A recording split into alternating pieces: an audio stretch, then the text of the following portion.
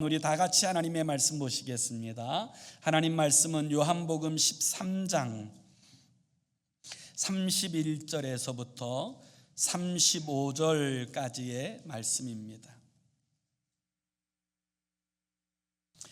요한복음 13장 31절에서부터 35절까지의 말씀입니다. 우리 다 찾으셔서 함께 읽습니다. 시작. 그가 나간 후에 예수께서 이르시되 지금 인자가 영광을 받았고 하나님도 인자로 말미암아 영광을 받으셨도다. 만일 하나님이 그로 말미암아 영광을 받으셨으면 하나님도 자기로 말미암아 그에게 영광을 주시리니 곧 주시리라. 작은 자들아, 내가 아직 잠시 너희와 함께 있겠노라.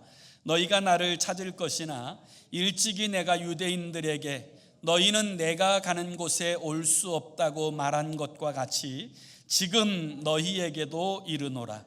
새 계명을 너희에게 주노니 서로 사랑하라.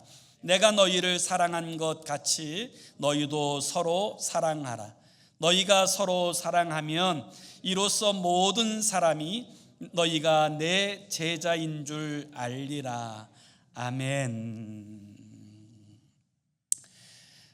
성경에서 제자라고 하는 말을 사용할 때 이 제자라는 말이 헬라어로 마테테스라고 하는 단어입니다. 이 마테테스라고 하는 이 단어는 단순히 배우는 사람 이런 뜻이 아니고요, 따르는 사람 이런 의미를 가진 단어이지요. 그래서 주님의 말씀을 자신의 삶의 원리와 행동의 원리로 삼고 행하여 살아가는 사람들을 제자라고 부르게 되어지는 것입니다. 주님께서 이 땅에 오셔서 하나님의 나라를 말씀하시고 주님께서 하나님의 나라를 세워가시고자 하는 그 열정적인 사역을 감당하실 때 주님은 큰 건물을 세우지 않으셨습니다. 주님은 어떤 조직이나 단체를 만들지 않으셨습니다. 주님께서 하신 일은 바로 12 제자를 세우신 것입니다. 그래서 주님의 공생의 기간 동안 가장 많은 시간과 에너지를 쏟은 것이 바로 이 12명의 제자를 양육하고 훈련하는 데 있었던 것을 우리는 잘 알고 있습니다. 오늘 우리는 이제 이 제자에 대한 이야기들을 함께 묵상하고 그동안 제자 행전에 관한 말씀들을 함께 묵상했는데요, 이제부터는 그러면 이 제자의 삶은 어떠해야 되는가, 이 부분에 대해서 우리가 함께 묵상하기를 원합니다. 오늘 이 세상에 교인은 많습니다. 교회에 등록하기만 하면 이 교인이 되어질 수 있기 때문이지요. 그러나 제자는 많지 않습니다. 많지 않습니다. 왜냐하면 이 제자라고 하는 것에는 반드시 따라야 되는 희생과 헌신이 요구되기 때문입니다. 그래서 주님께서는 당신을 따라오려고 하는 사람들에게 이 제자됨에 대해 말씀하실 때 마태복음 16장 24절에 이렇게 말씀하십니다. 이에 예수께서 제자들에게 이르시되 누구든지 나를 따라오려거든 자기를 부인하고 자기 십자가를 지고 나를 따를 것이니라. 그러니까 교인처럼 교회에 등록한다고 해서 쉽게 되어질 일이 아니라 자기를 부인하고 자기 십자가를 지는 그 희생이 요구되어지는 이 제자의 삶은 결코 쉽지 않다라는 사실을 우리는 알 수가 있습니다. 그럼에도 불구하고 주님께서 오늘 우리에게 원하시는 것은 교인이 아니라, 무리로서 주님을 따르는 인생이 아니라 참된 그리스도 예수의 제자가 되어 주님과 동행하며 또 주님께서 우리에게 주신 거룩한 꿈을 붙들고 살아가는 그런 인생인 줄로 믿습니다. 그런 사람들은 어떻게 살아야 합니까? 오늘 우리가 살펴볼 이 제자의 삶은 서로 사랑하라라는 말씀으로 이 제자의 삶을 가르치시는 것을 보게 됩니다. 왜 사랑하는 것이 제자의 표지라고 말씀하십니까? 오늘 다시 한번 오늘 이 말씀의 중심과 핵심이 되는 35절의 말씀을 우리 한번 다 찾으셔서 함께 같이 읽습니다. 시작. 너희가 서로 사랑하면 이로써 모든 사람이 너희가 내 제자인 줄 알리라. 아멘. 왜 서로 사랑하는 것이 제자됨의 표지입니까?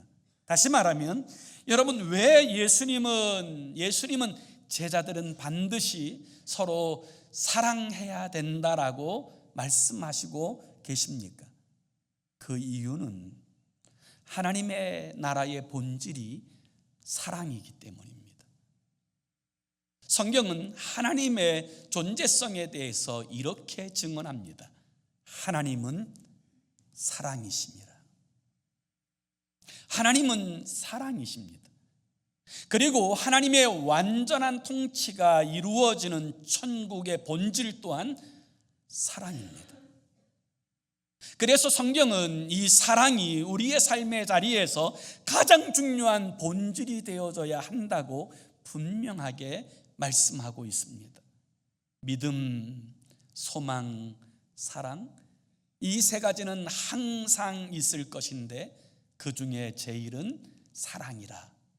주님께서 이와 같이 말씀하신 것처럼 이 사랑이 하나님 나라의 본질이기에 하나님의 나라를 사모하고 하나님의 나라를 이 땅에 이루어내며 하나님의 나라를 꿈꾸는 사람들에게 있어서 반드시 가져야 될 가장 중요한 가치, 그것이 바로 사랑입니다.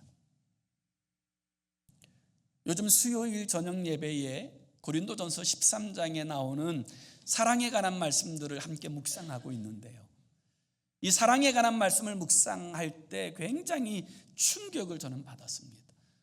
주님께서 뭐라고 말씀하시냐면, 사람의 방언과 천사의 말을 할지라도 사랑이 없으면 울리는 꾸리와 소리나는 꽹과리가 되고, 또 예언하는 능력이 있고 놀라운 영적 지식이 있고 또 산을 옮길 만한 믿음이 있을지라도 사랑이 없으면 아무것도 아니요, 내게 있는 모든 것으로 구제하고 심지어 자기 몸을 불사르게 내어준다 할지라도 사랑이 없으면 너희에게 아무 유익이 없느니라. 주님은 그렇게 말씀하셨어요. 그러니까 한마디로 이야기하면 사랑이 없다면 그것은 아무것도 아닌 것과 같다, 이렇게 말씀하여 주신 거예요. 방언, 예언, 믿음, 그리고 구제와 헌신보다 더 중요한 것, 그것이 분명히 사랑이라고 말씀하고 있습니다. 왜요? 이 사랑이 하나님 나라의 본질이요 하나님의 모습이기 때문입니다. 그래서 주님께서는 우리에게 사랑하라고 명령하십니다. 어떤 분들은 사랑을 명령할 수 있습니까? 이렇게 반문할 수 있을지 모르지만 주님은 적어도 제자들이라면 사랑해야 된다고 명령하고 있습니다. 이 명령에는 순종할 것인가, 순종하지 않을 것인가, 이 두 가지 길밖에 없음을 우리는 기억할 필요가 있어요. 왜 주님께서는 사랑하라고 말씀하시는지 이 부분들을 우리가 더 잘 살펴보기 위해서 오늘 이 본문의 배경이 무엇인지를 살펴볼 필요가 있어요. 오늘 이 본문의 배경은 예수님께서 제자들과 성만찬식 마지막 이 만찬의 자리에서 말씀하신 내용입니다. 이 만찬이 시작된 지 얼마 되지 않아서 가룟 유다는 문을 박차고 나갔고, 주님은 이 문을 박차고 나간 가룟 유다 다음에 주님의 말씀을 전하시는데, 당신이 고난받고 어려움 당할 것이라고 말씀하시는 것이 아니라 이상한 말씀을 하세요. 오늘 31절에 보면 이 예수님은 죽음 앞에서 이렇게 말씀하세요. 그가 나간 후에 예수께서 이르시되 지금 인자가 영광을 받았고 하나님도 인자로 말미암아 영광을 받으셨도다. 그렇게 말씀하세요. 인자가 영광을 받았다. 성경에서 말하는 영광은 우리가 순적하게 잘 되는 것을 말하는 것이 아니에요. 성경에서 말하는 영광은 하나님의 뜻이 우리에게 이루어지는 것, 그것을 영광이라고 이야기하는 거예요. 예수님은 이 땅에 인간의 죄를 대속하시기 위하여 십자가에 달려 피 흘려 죽으시기 위해서 오셨고, 그 뜻을 향하여 나아가는 길에서 주님은 그것이 영광이라고 그렇게 말씀하고 계세요. 주님께서 이 말씀을 하신 후에 아마 그 자리는 비장한 침묵이 흘렀을 것입니다. 그리고 염려스러운 마음으로 주님을 바라보고 있을 때 주님께서 이렇게 말씀하세요. 내가 너희에게 새 계명을 주겠다. 이 제자들은 주님께서 말씀하시는 이 새 계명, 이 계명에 대하여 도대체 뭐라고 말씀하시는 것일까? 뭐라고 말씀하실까에 대한 잔뜩 긴장하고 움츠린 채로 새롭게 이제 드디어 전달하실 주님의 말씀, 그 명령을 기다리고 있습니다. 일전불사를 각오하고 싸우겠다고 말씀하시는 것인지, 주님께서 도대체 뭐라고 말씀하실 것인지에 대한 그 긴장감을 가지고 기다리고 있을 때 주님께서 이렇게 말씀하세요. 새 계명을 너희에게 주노니 서로 사랑하라. 내가 너희를 사랑한 것 같이 너희도 서로 사랑하라. 그렇게 말씀하세요.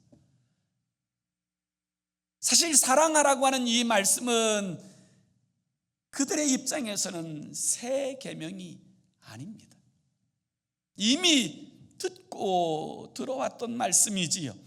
율법의 핵심이고 중심이 되었던 사랑이라는 이 말씀에 대하여 귀가 딱지 박히도록 그렇게 들었던 말씀입니다. 그런데 주님께서 비장한 순간에 이렇게 말씀하세요. 내가 너희에게 새 계명을 준다. 서로 사랑하라.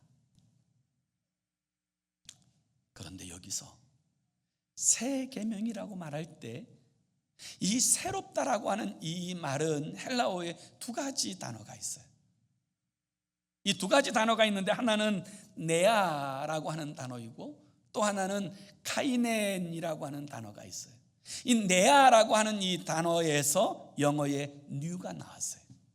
그러니까 이 네아라고 하는 이 단어는 시간적인 의미에서 새 것, 이 곧 다가올 것에 대한 것을 의미하는 것이라면, 오늘 이 본문에 사용되어지는 새 계명이라고 말할 때 이 새는 카이넨이라는 단어가 사용되고 있어요. 이 카이넨이라고 하는 이 단어는 본질적이고 원칙적으로 완전히 다른 이런 뜻을 가지고 있는 단어예요. 사랑하라고 하는 이 이야기는 수없이 들어왔던 말씀이지만 지금 주님께서 새 계명이라고 말씀하실 때 이 의미는 이전과 같은 사랑이 아니라 자신의 감정을 뛰어넘는 완전히 다른 차원에서의 사랑을 말씀하시는 거예요. 다시 말하면 그전에는 자신의 그 감정의 차원에서 사랑이었다면 이제는 그 감정의 차원을 뛰어넘어 의지적인 차원에서 사랑하라고 주님께서 말씀하시는 거예요.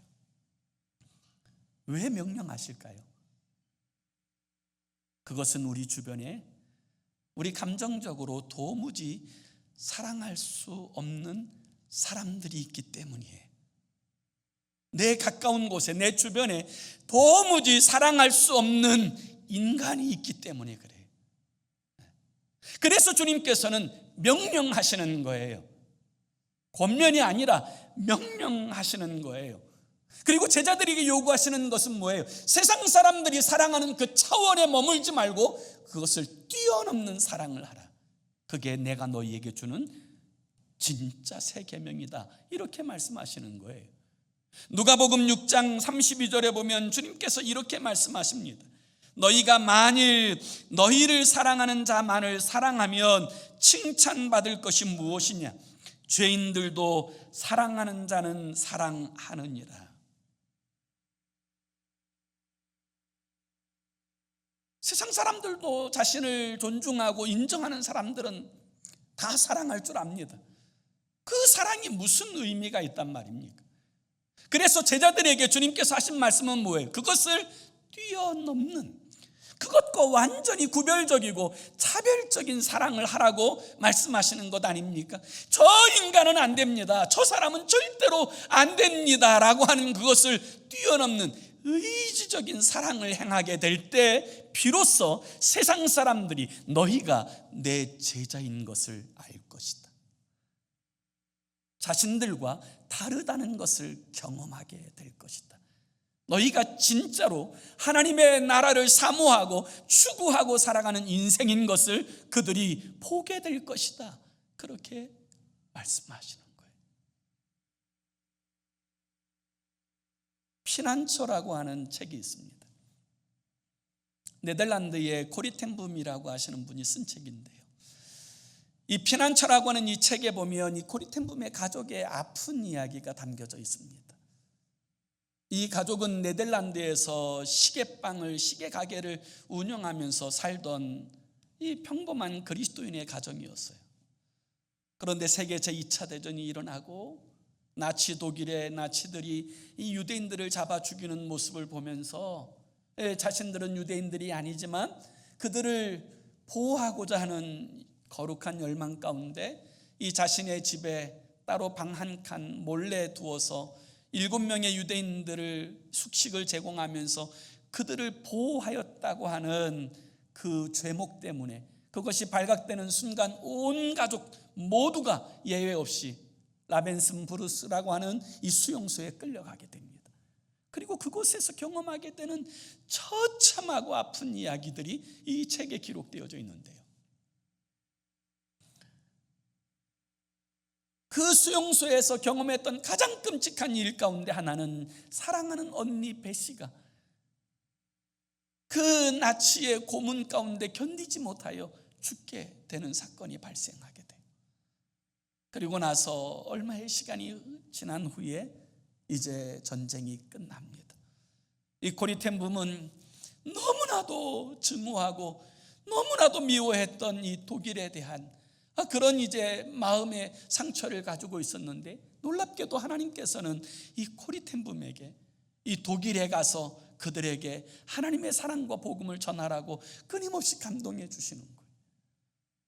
그래서 주님의 말씀에 순종하기 위하여서 이 독일의 마을마다 돌아다니면서 하나님의 그 사랑에 대하여 말씀을 전하던 어느 날, 그 어느 시골에 이 한 마을에서 하나님의 말씀을 전하고 끝난 다음에 그 예배당 입구에 나아가 그날 예배에 참석한 사람 한 사람을 허그하면서 하나님이 당신도 사랑하십니다, 그렇게 인사하고 격려하는 그런 시간을 갖고 있는데요, 이 기다리는 중에 저 뒤에 어떤 한 남자의 얼굴이 보이는데 낯이 익습니다. 가만히 살펴보니까 그 남자가 바로 자신을 고문하고 자신의 언니 베시를 고문하여 죽게 한 사람이에요. 그때 코리는 속으로 하나님 앞에 이렇게 고백했다 그래요. 하나님, 저 사람은 안 됩니다. 저 사람은 내가 용서할 수 없습니다. 하나님, 저 인간은 절대로 안 됩니다. 그때 하나님의 음성이 들려와요. 코리야, 용서하거라. 한 사람 한 사람 거쳐가는 동안에 이 하나님과 이 내적인 이 갈등과 이 싸움이 시작되는데 걷잡을 수 없는 소용돌이처럼 그 마음을 움직이기 시작합니다. 그러다가 드디어 그 남자가 코리 앞에 서게 되었을 때 하나님께서 이렇게 말씀하시는 거예요. 나는 너에게 용서할 것이냐 말 것이냐를 묻는 것이 아니다. 나는 너에게 용서하라고 말하는 것이다. 너는 지금 나의 말에 순종할 것인가 안 할 것인가를 결정하는 자리에 서 있다. 그렇게 말씀하세요. 그때 이 코리가 주님의 말씀 앞에 이렇게 고백합니다. 그것이 명령이라면 제가 순종하지요. 그리고는 그 남자를 허그하고 하나님이 당신도 사랑하십니다. 그렇게 고백하는 순간, 여러분, 그 피난처라고 하는 책에 보면 그는 이렇게 이야기합니다. 나 같은 죄인을, 나 같은 하나님의 원수를 구원하신 주님의 사랑이 그곳에서 오롯이 경험되어지게 되었다는 거예요. 오늘 주님은 우리에게 사랑할 것이냐 말 것이냐를 묻는 것이 아닙니다. 너희가 정말 하나님의 나라를 사모하고 하나님의 나라를 추구하고 살아가는 그리스도 예수의 제자라면 서로 사랑해야 된다. 사랑하라고 명령하시는 거예요.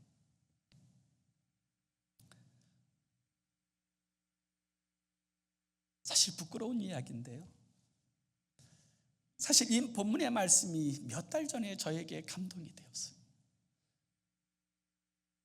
그런데 이 본문의 말씀을 전할 용기가 안 생기더라고요. 그래서 오랫동안 이 문제를 가지고 고민하고 씨름하던 중에 이 제자에 관한 말씀들, 제자 행전에 관한 말씀들을 묵상하는데, 주님께서 이 제자 행전에 관한 말씀들을 함께 나눌 때마다 저에게 계속 각인시켜주는 말씀이 무엇이냐면, 제자는 자기를 부인하고 자기 십자가를 지고 따르는 것이다라고 말씀하셨어요. 그래서 그 말씀 앞에 순종하고자 하여서 온전히 내려놓게 되었을 때 비로소 자유함을 얻게 되었고, 이 내 마음속에 있었던 이 미움이나 이 감정의 상처들을 내려놓고 정말 힘들게 하고 고통스럽게 했던 사람들을 위하여 기도하고 축복할 수 있게 되어져서 오늘 이 말씀을 여러분들과 함께 나눌 수 있게 되어진 거예요. 오늘 주님께서는 우리에게 사랑할 것이냐고 묻는 것이 아니에요. 너희가 진짜 하나님의 나라를 사모하는 사람이라면 사랑하라고 말씀하십니다. 그것이 하나님의 백성의 마땅한 바이고 그것이 그리스도 예수의 제자의 표지라는 거예요. 요한계시록에 보면 예수님께서 소아시아 7교회를 말씀하실 때 그 중에 에베소 교회를 향하여서 이렇게 말씀하십니다. 너희의 그 사랑을 회복하여라. 그 사랑을 회복하지 않는다면 내 촛대를 옮길 것이다. 사실 에베소 교회는 그 소아시아 7교회 가운데 가장 완벽한 교회입니다.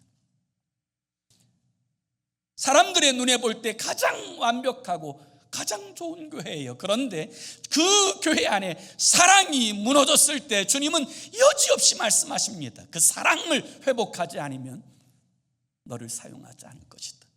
촛대를 옮길 것이다.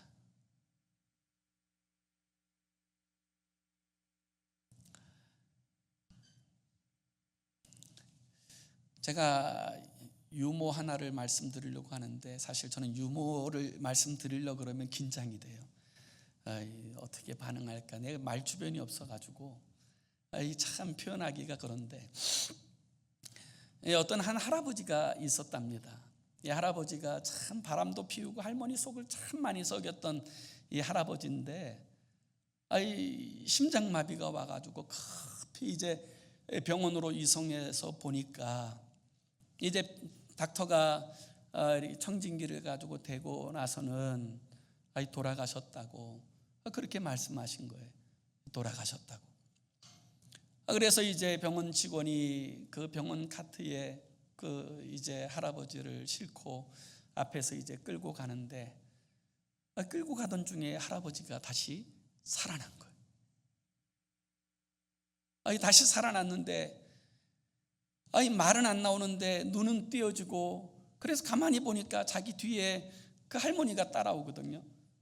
그래서 할머니한테 이제 손짓 발짓 하면서 자기 살아났으니까 살아났다고 이야기 좀 해달라고, 안 그러면 이제 곧 냉동고에 들어갈 처지가 됐으니까 이야기 해달라 그러는데 할머니가요 모르는 척 하는 거예요. 그 모습을 보고도 모르는 척 하는 거예요. 잠시 후면 이제 냉동고에 들어갈 상황인데 큰일 났다 싶어가지고 더 발버둥 치면서 좀 이야기 좀 해달라고 손짓을 하니까 그제서야 할머니가 그 할아버지 발을 툭툭 치면서 그렇게 이야기했다는 거예요. 아이고 이 양반아, 의사가 죽었다고 하는데 의사가 죽었다고 하는데 뭘 이렇게 말이 많아. 그렇게 이야기했다는 거 아니에요. 오늘 파더스데이인데 제가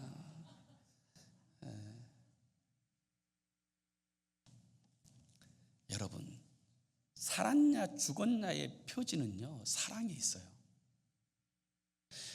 교회가 살았냐 죽었냐는 숫자에 있지 않습니다. 그 교회에 진짜 사랑이 있다면 그 교회는 살아있는 교회예요. 반면에 그 교회에 진짜 사랑이 없으면 그 교회는 죽은 교회예요. 가정도 마찬가지예요. 우리의 인격과 삶도 마찬가지. 사랑이 기준이에요. 그래서 주님은 이 사랑이 없는 교회를 향하여 살았다 하는 이름은 가졌으나 실상은 죽은 자라고 말씀하시는 거예요. 주님은 살았냐 죽었냐에 대한 판정을 사랑이 있냐 없냐로 구분하세요. 이게 기준점이 되어진다는 거예요. 사실 한국 사람들은 아마 모든 민족 중에 이 사랑을 표현하는 게 참 서툰 민족인 것 같아요. 저희 부모님 세대를 보아도 그렇고 지금 세대는 좀 많이 달라졌는지 모르는데 그 예전에 텔레비전의 한 프로그램에서 이런 재밌는 일이 있었어요. 어떤 한 할머니하고 할아버지하고 어렸을 때 결혼해서 50년 넘게 사신 부부인데 이 할아버지가 워낙 무뚝뚝해서 그 할머니에게 사랑한다고 고백을 한 번도 안 해서 이 할머니가 그게 한이 됐어요. 이 사랑한다는 말 한 번 듣고 죽는 게 소원이라고 이렇게 이제 고백을 한 거예요. 그 방송국에서 경로당에 와서 이제 잔치를 준비하고 그 프로그램을 준비하는데 한 사람 한 사람 인터뷰할 때 이 할머니가 그렇게 말한 거예요. 자기 남편한테 사랑한다는 말 한 번 들으면 죽어도 소원이 없겠다고. 그러니까 이제 방송국의 그 관계자들이 특별히 그 사회 보는 그 MC가 이 할아버지에게 막 구슬르고 하면서 할아버지 이 한 번이라도 좀 할머니에게 사랑한다고 좀 이야기 좀 해주시면 안 되겠냐고, 한 번만 좀 그렇게 이야기 좀 해주시라고. 그런데 이 할아버지가 요지부동이에요. 자기 너무 쑥스러워서 절대로 말을 못한다는 거예요. 그러니까 그 사회자가 하는 얘기가 그래도 죽은 사람 소원도 들어준다는데 이 산 사람 소원 딱 한 번을 못 들어주냐고, 한 번만 좀 이야기 해달라고. 그러니까 할아버지가 하는 수 없이 드디어 입을 열었어요. 그리고 이렇게 이야기했다는 거예요. 지도 알기다. 여러분, 사랑이라고 하는 게 참 쉬운 일은 아니에요. 그런데 주님께서 우리에게 보시는 것은요 사랑이에요. 베드로가 주님을 3번이나 부인할 때, 3번째 부인할 때는요 저주하고 부인했어요. 그래도 주님은 이 베드로를 찾아가십니다. 왜요? 이 베드로의 중심에 주님을 사랑하는 마음이 있음을 아셨기 때문에 그래요. 보셨기 때문에 그래요. 그리고 그 베드로에게 물으시는 것은 일절 다른 것 없이 이렇게 묻습니다. 요한의 아들 시몬아, 내가 나를 다른 모든 사람들보다 더 사랑하느냐? 정말 사랑하느냐? 그때 베드로가 뭐라고 말해요? 주님 아십니다. 주님 아시지 않습니까? 제가 주님 사랑하는 거. 제가 비록 연약하여 넘어지고 무너졌지만 그래도 주님 사랑하는 거 주님 아시지 않습니까? 그래서 주님이 이 베드로를 이전보다 더 영광스럽게 여러분 사용하시지 않습니까? 오늘 주님께서 우리에게 요구하시는 게 뭐예요? 사랑이에요. 사랑. 진짜 사랑이 있느냐? 그 사랑이 살아있느냐? 주님을 진짜 사랑하느냐? 교회를 진짜 사랑하느냐? 주님께서 붙여주신 그 사람을 진짜 사랑하고 살아가느냐? 그걸 요구하시는 거예요. 그걸 요구하고 계시는 거예요. 방송국 얘기 나왔으니까 방송국에서 이제 그 남편과 아내들이 얼마나 잘 소통하고 이해가 되고 있는가에 대한 실험을 한 적이 있어요. 그 실험 중에 하나가 뭐냐면 이제 출근하는 이 남편들이 이 아내한테 여보 사랑해 고마워 이렇게 이제 뭐 아무런 사전 그거 없이 그렇게 고백하는 카톡을 보내보라는 거예요. 그래서 이제 그 출근하는 남편들이 그 아내에게 여보 사랑해 고마워 이렇게 카톡을 보내고 나서 이제 그 다음 답장, 그 카톡 온 답장이 뭔가 이제 이렇게 그걸 보고 소통이 되나 안 되나 이제 그런 것을 묻는 것인데요. 이 남편들이 여보 사랑해 고마워 이렇게 카톡을 보냈더니 제일 먼저 온 답이 뭐냐면 이런 답이에요. 대낮부터 술 취했냐? 뭐 이런 답이에요. 그 다음에 온 답이 뭐냐면 누구시죠? 뭐 이렇게 답이 오고 또 어떤 그 아내는 약 먹었냐고 뭐 이러면서 막 답이 오고 그러니까 제일 가관이 그중에 제일 가관이 이런 답이었는데 이 출근하기 전에 한바탕 싸웠대요. 막 한참 싸우고 그냥 씩씩거리면서 이제 나온 남편이 여보 사랑해 고마워 이렇게 보내었더니 뭐라고 답장이 왔냐면 이 아내가 이렇게 답장한 거예요. 에라이 개똥이다. 이렇게 답장이 왔다. 참 이 사랑이라고 하는 것이 참 쉽지 않습니까?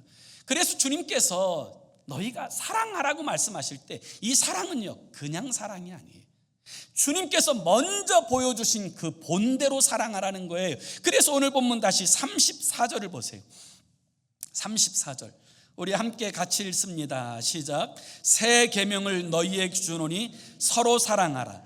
내가 너희를 사랑한 것 같이 너희도 서로 사랑하라. 여러분 이 사랑의 모본이 예수님이에요. 그냥 사랑하라고 말씀하시는 게 아니에요. 주님께서는 분명한 사랑의 모본을 보이시고 이렇게 사랑하라고 말씀하세요. 어떻게 해요? 내가 너희를 사랑한 것 같이 너희도 서로 사랑하라. 이게 주님의 말씀이에요. 내가 너희를 사랑한 것 같이 너희도 서로 사랑하라. 여러분 이것이 사랑의 기준이라는 거예요. 우리는 종종 사랑한다고 하는 이 표현을 할 때도 이 말에 머물 때가 많지 않습니까? 여러분 이 주님과 이 베드로의 이야기를 통해 볼 때에도 여러분 베드로도 주님을 사랑한다고 고백합니다. 주님께서 이 심각한 말씀을 하신 다음에 이 베드로가 뭐라고 고백하냐면 37절에 보면 이렇게 베드로가 고백해요. 베드로가 이르되 주여 내가 지금은 어찌하여 따라갈 수 없나이까? 주를 위하여 내 목숨을 버리겠나이다. 여러분 이 고백이 쉬운 고백입니까? 주를 위하여 내 목숨을 버리겠나이다. 여러분 이 고백은 아무나 할 수 있는 고백이 아니에요. 이건 정말 굉장한 고백 아닙니까? 남편이 아내한테 내가 당신을 위해서 내가 죽을게 이렇게 말하는 것이 쉬운 일은 아니잖아요. 이게 굉장한 마음의 고백이잖아요. 그런데 가만히 보세요. 오늘 이 요한복음 13장의 말씀을 우리가 함께 묵상하고 있는데 요한복음 13장이 들어오는 그 입구에서 어떤 일이 있습니까? 그들이 예수님의 마지막 만찬인 유월절 만찬을 준비할 때 그 다락방에는 그 사람들이 이제 항상 드나들 때 필요한 물을 준비해 두고 세숫대야를 준비해 두고 수건을 준비해 두었어요. 왜냐하면 사람들이 그 유대 광야에서 사막에서 쪼리 같은 신발을 신고 다니다가 집 안에 들어오면 이 종들이요 그 세숫대야 물을 담아서 발을 씻어주는 것, 그게 종의 역할이에요. 그래서 이 반드시 들어오는 입구에다가 물이 준비되어져 있고 세숫대야가 준비되어 있고 수건이 다 준비되어져 있어요. 그런데 문제는 누가 없어요? 종이 없어요. 주님께서 직접 일어나셔서 윗옷을 벗으시고 허리에 수건을 두르시고 그리고 대야에 물을 떠서 제자들 한 사람 한 사람을 닦으십니다. 그런데 주를 위해서 내 목숨을 버리겠나이다라고 말하는 이 베드로는요 꼼짝하지 않고 그냥 앉아 있어요. 여러분, 이 사랑이 얼마나 허망합니까? 내가 주님을 위하여 목숨을 버리겠나이다, 이 고백은 하는데 정작 주님을 위하여 고개를 숙여 주님의 발을 닦아내지 못하는 거예요. 그런데 주님은요, 하나님이신 그분이, 창조주이신 그분이 친히 종으로 제자들의 발을 하나하나씩 닦아내시고 수건으로 닦으시고, 심지어는 자신을 노예값에 팔아버릴 가룟 유다까지도 사랑하시되 끝까지 사랑하시니라. 그게 주님의 사랑이에요. 주님은 그 사랑을 나타내 보이시고 나서 이렇게 말씀하시는 거예요. 내가 너희를 사랑한 것 같이 너희도 서로 사랑하라. 이게 제자의 모습이라는 거예요. 이게 진짜 우리가 사랑해야 될 삶의 모습이라는 거예요. 그리고 우리가 이 주님과 같이 이 감정적인 차원을 벗어나 의지적으로 그렇게 사랑하게 되어질 때 비로소 사람들이 너희가 내 제자인 줄 알리라. 비로소 세상 사람들이 너희가 자신들과 같지 않은 사람이라는 것을 알게 될 것이다, 경험하게 될 것이다, 그렇게 말씀하시는 거예요. 그래서 서로 사랑하는 것이 바로 여러분 그리스도 예수의 제자됨의 표지예요. 오늘 우리를 돌아봐야 돼요. 오늘 내 사랑이 있는가? 그리고 내 사랑이 감정적인 차원에 머물러 있지는 않은가? 이 의지적인 차원으로 사랑할 수 없는 사람들까지 오롯이 사랑하며 이 주님의 사랑을 나타내고 살아가고 있는가? 여러분, 이 부분들을 우리는 돌아봐야 된다고요. 요한일서 4장 20절에 보면 주님은 우리에게 이렇게 말씀하세요. 누구든지 하나님을 사랑하노라 하고 그 형제를 미워하면 이는 거짓말하는 자니 보는 바 그 형제를 사랑하지 않는 자가 보지 못하는 바 하나님을 사랑할 수 없느니라. 사랑은 말에 있지 않아요.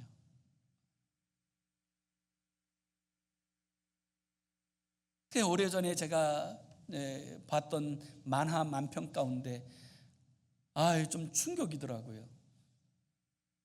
이런 만화가 있어요. 미국에 이민 온 사람들 중에 중국 사람들이 이민 와서 세 사람이 모이면 음식점을 차린대요. 일본에서 이민 온 사람 세 사람이 모이면 이 사람들은 건물을 산대요. 그런데 한국 사람이 세 사람 모이면 교회를 세운대요. 그리고 그 교회는 곧 세계가 된대요.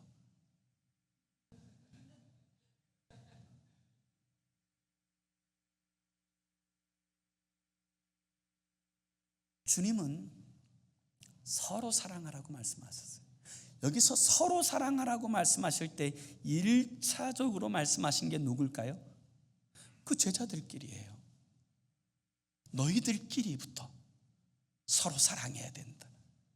오늘날로 이야기하면 주님께서 우리에게 서로 사랑하라고 말씀하신 1차적인 사람들 대상이 누구예요? 우리 사랑하는 가족들과 우리 함께 예배드리는 우리 교우들이에요.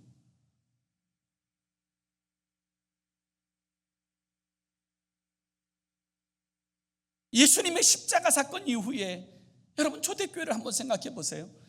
예수님이 십자가 지시고 부활하시고 승천하신 후에 이 제자들이 120명의 사람들이 마가 요한의 다락방에 모였습니다. 그들은 두려움 가운데 모여서 기도하고 있었어요.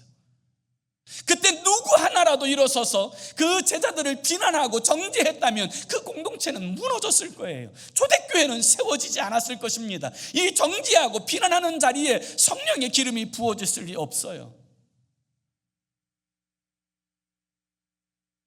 그런데 그들 모두가 서로가 서로를 용서하고 용납하고 사랑하게 되었을 때 성령이 임하였고 초대교회가 세워졌고 그 거룩한 전통이 오늘까지 이어져 오는 거예요. 오늘 주님께서 우리에게 말씀하십니다. 내가 너희를 사랑한 것 같이 너희가 서로 사랑하면 사람들이 너희가 내 제자인 것을 알게 될 것이다. 오늘 우리에게 그 은혜가 임하기를 원합니다. 우리가 진짜 사랑하는 사람들이 되어질 수 있기 원합니다. 건강한 교회. 건강한 교회는 성숙한 사람들이 많은 교회만을 의미하진 않아요. 교회 안에는 미숙한 사람도 있고 연약한 사람도 와요. 문제는 그 교회 공동체 안에 그 사람들을 진정으로 감싸 안을 수 있는 사랑의 사람이 있으면 그 교회가 성숙하고 건강한 교회가 되는 거예요. 그러나 용납할 수가 없게 되면 그 교회가 미숙하고 분쟁하는 교회로 남게 되어지는 거예요. 이건 뭐 별다른 일이 없어요. 어린아이들이 모였을 때는 자기 어린아이들끼리만 있으면 싸우고 다투고 그러지만 진짜 성숙한 어른 하나가 들어가면 모든 것이 조용해져요. 교회도 마찬가지예요. 진짜 사랑을 가지고 그들을 위하는 성숙한 하나님의 사람이 있으면 교회가 조용함 가운데서 성숙을 향해 나아가는 거예요. 그러기 위해서 먼저 우리가 주님의 사랑을 깨달았으면 좋겠어요. 그 사랑을 알았으면 좋겠어요. 그래서 사도 바울이 주님의 사랑의 넓이와 길이와 높이와 깊이를 너희가 헤아렸으면 좋겠다, 그렇게 권면하는 거예요. 오늘 우리 모두도 우리를 사랑하시는 이 주님의 사랑의 넓이, 길이, 깊이와 높이를 헤아릴 줄 알아서 정말 의지적인 차원에서 사랑을 베풀며 하나님의 나라를 세워가는 저와 여러분의 삶, 제자의 삶이 되기를 예수 이름으로 축원합니다. 기도합시다. 우리 함께 기도했으면 좋겠어요. 이렇게 기도했으면 좋겠어요. 주여, 우리에게 주님의 사랑의 넓이와 길이와 높이와 깊이를 헤아릴 수 있는 영적인 안목을 주옵소서. 우리부터 주님의 사랑의 깊이 접목되게 하시고 그 사랑에 완전히 젖게 하여 주옵소서. 주님의 그 사랑에 함몰되게 하여 주옵소서. 그리하여 이제 우리를 통하여서 그 사랑이 전달되고 그 사랑이 나누어지고 그 사랑이 흘러가는 온전한 그리스도 예수의 제자의 삶을 살아내게 하여 주옵소서. 이와 같은 제목을 가지고 우리 함께 합심으로 기도하겠습니다. 살아계신 하나님 아버지, 우리의 영의 눈을 열어 주옵소서. 우리를 사랑하시는 주님의 사랑의 그 깊이를 헤아리게 하옵소서. 그 사랑의 넓이를 헤아리게 하여 주옵소서. 그 사랑의 크기와 높이와 그 영광을 알게 하여 주옵소서. 우리부터 아버지 주님의 사랑에 함몰되어서 아버지 그 사랑에 저도 살게 하시고 아버지 그 사랑을 이제 흘려보내고 그 사랑을 나누고 그 사랑을 실천하여 우리가 그리스도 예수의 제자된 하나님의 사람인 것을 보여주고 살아가는 우리의 삶이 되게 하여 주셔서 아버지 우리 공동체를 통하여 주님의 사랑이 이 땅에 흘러가게 하시고 우리의 가정을 통하여 주님의 사랑이 이 땅 가운데 넘쳐나도록 하나님 우리를 사용하시고 우리를 주장하여 주시옵소서. 인도하여 주시옵소서.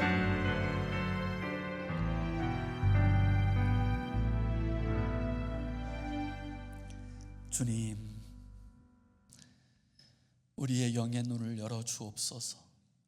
주님께서 우리를 어떻게 사랑하셨는지 그 사랑을 나타내시기 위하여 하늘의 영광의 보좌를 버리시고 낮고 낮은 이 땅에 친히 인간의 몸을 입고 오셔서 그것도 종의 형체를 가져 아버지 끝까지 당신의 목숨을 버리기까지 사랑하신 그 사랑을 알게 하시고 깨닫게 하시고 그 사랑에 완전히 함몰되게 하여 주옵소서.